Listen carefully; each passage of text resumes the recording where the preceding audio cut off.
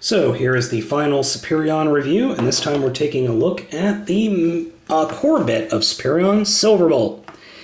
I guess this is supposed to be a futuristic Concorde jet or something like that, but it looks okay. I mean, unfortunately there is a veritable truckload of robot kibble. I mean, you got legs here and open gaps up here, and it's not the best jet mode ever. It's not bad, but it's definitely not the best jet mode. Size-wise, he is bigger than the other jets, which makes sense because he's going to have to be larger. But so let's go ahead and get him transformed into robot mode. He does have the most complex transformation of all of the jets from the Superion line. So we're going to start by just turning that 180 degrees. This actually rotates 360 and it locks nicely. So the first thing we're going to do is actually pull off the side wings and split and flail them out. Then we're going to take the entire front of the plane and rotate it up like that. Take the back of the plane, grab it, and split it like this. So just to show you that again, that goes up, that goes out, and that'll actually come all the way around, and that'll stop right there. Then we split these parts out and actually rotate them around. Now, you can do that, or you can just leave them like this. Next thing we'll do is take this and actually rotate it out like that. That's important that you do that. Then you rotate this, and you drop those down. And you can do that in the back if you want. You don't have to, but it does help a little bit. I do it like this. This is my personal preference. According to the directions, you are supposed to rotate this joint around 180 degrees, but this is the way I do it. I like it like this. That's just my personal preference. You leave those alone. These will rotate down and around to form the fists, like that. Fold those up. Finally take the cockpit, or the whole front fuselage, and fold that down at this joint. And then there's a little hole and a little peg right there, and it just slides in. And for the last part, you flip that whole section down, and these bits fold out, and they actually plug into these gray bits over here to form shoulders. And then you rotate Silverbolt's head around, and there you go. Now he is taller than any of the others. Unfortunately, I have them all changed into limb form right now. But he's not a bad figure. Not by the... he's a little ugly, I'll admit that. And he's got plenty of articulation.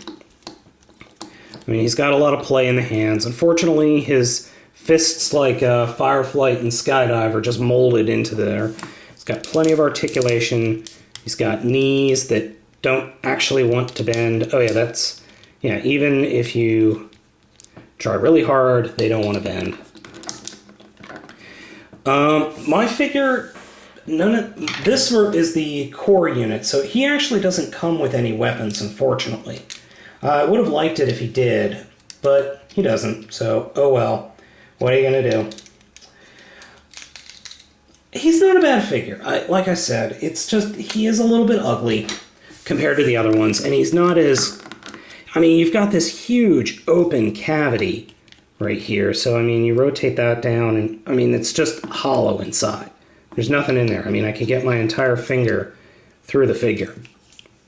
But that's a transfer, that's because of the way the merging sequence and how he transforms for that happens, which I'm going to show you right now. So the only thing we're going to do first off is get this part out of the way and plugged in. We're going to rotate that out of the way just for now. We'll rotate these down, which I don't even know why these are here. So what we're going to do is rotate this whole section in. That'll rotate around. We turn it like this, and the fists actually plug into these pegs. Like that. And then you open it. So show you that again. Rotate that in, turn it, rotate that bit, and plug the fist in. And these guys just stay here. Next, we're going to take the legs, fold up the feet pylons. And this is where it gets a little weird. We're going to return it back to the way it was when we transformed him into robot mode. But what we can do here now is rotate that like that. And this is important because there's a peg, little peg here, and there's a little peg inside. We're actually going to slide that whole section up, and that pegs into place. So we'll do the same thing here. Rotate that back up if it wants to go, and then slide it up, peg it into place.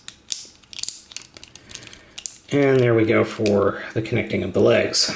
And we'll take this whole section, return it back to its position, open up the cockpit, rotate out Superion's head, rotate it around, nice little Autobot symbol inside the cockpit, and then close it up.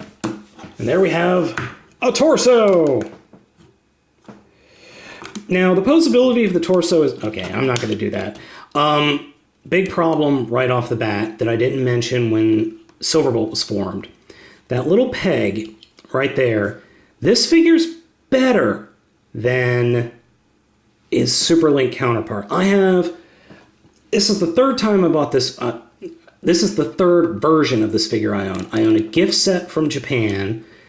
I own the US release of the version. I got that as a gift. And then I own the US version from Energon. I own the gift set from Japan of Superlink. And then I own this guy. All of them have the same issue. This little peg and this hole don't really hold together very well. This is the best so far, but still there are some major issues. So let's go ahead and get him some limbs. Start off with a leg. And I like to just combine them by plugging them in and turning. Sorry. Let's get another leg.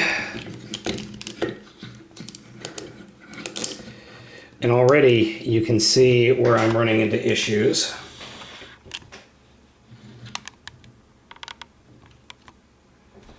Let's get an arm.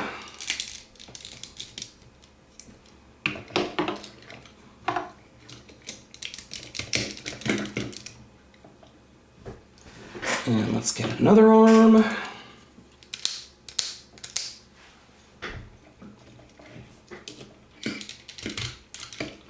And there we go. He is combined. And oh boy.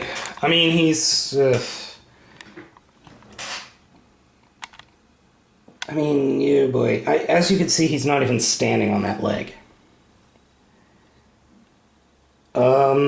Yeah, I'm not really sure what to make of this. Yeah, this thing's got a lot of problems. I mean, it's got a lot of problems. Not chief of which being the fact that he doesn't really stand all that well. He's horribly back heavy.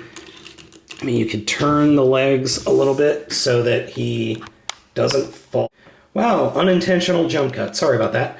So, yeah, oh man, I don't even know where to begin.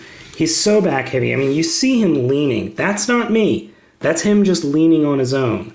Thankfully, he has a large footprint on what forms his feet. So that gives him some stability, but it's really just kind of a mess. And he just doesn't want to stay forward, just doesn't want to stand forward. So there's really no way to improve upon this. One thing that I like to do is swap these two limbs.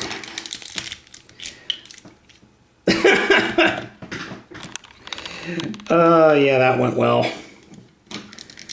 That's another thing. The arm pegs are actually very, very tight. You plug anything into the arms, they're not coming off easily. You plug anything into the legs, they're going to fall right off. At least that's the way my US version was. This one, kind of the same. Sorry, he's just such a jumbled mess. Nothing is proportioned. The one thing that I have to say all of the G1 combiners did was they got that proportionality down. You know how the figures would, or the core figures would, their legs would go like this, and then they'd form an L, kind of like, well, you can't even do it with this. I mean, it doesn't give you the necessary movement in the legs to do it. I mean, you can't even pull it off. If they had done that, you would at least have, oh geez, you know what I mean, the L shape. Like, I mean, you can't even do it with the pegs. You'd have to take this whole section off. If they had bothered to do something like that, engineer another joint in here, that would make the leg situation so much more bearable. But no, they didn't. And I'm slightly bitter about that. God, I hate these stupid joints. Ugh. All right.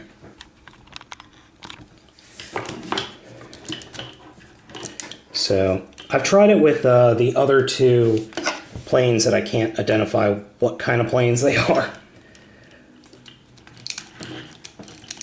There we go, there's that.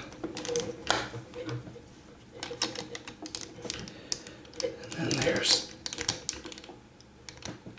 this guy doesn't want to plug in. There's that. All right, he's leaning like a drunkard, but he's at least leaning the way I want him. I'd rather him leaning forward a little than leaning back. And I mean, you really got to play with him to get things right. Sorry, I'm too close. The camera's too close, and this figure sucks as a combined figure. All right, you know what? That's the long and short of it. This guy just sucks. I mean, that's the best I can do. That's the best I can get him. I think he looks a lot better this way with those two, with those guys as the legs and then those guys as the arms. I think it looks a lot better, but he still sucks. So I can't recommend it. I just cannot recommend this figure. I would recommend the Bruticus Maximus way over this figure. Bruticus Maximus has some issues, but by far he is a better figure. Just pass on this one.